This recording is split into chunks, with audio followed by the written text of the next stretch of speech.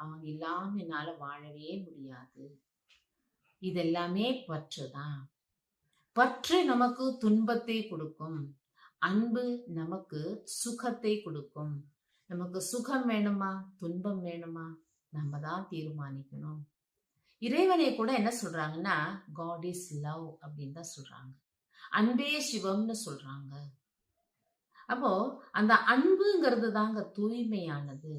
அந்த தூய்மையான அன்புல நம்ம இருப்போம் அப்படின்னா, நமக்கு யாரிடம் இருந்தாலும் அந்த அன்பு இருக்கும்போது, அது பொருளா இருக்கட்டும், மனிதனா இருக்கட்டும், நமக்கு அந்த பொருளா இருக்கட்டும், மனிதனா இருக்கட்டும், சுகத்தை கொடுக்க ஆரம்பிக்கும்.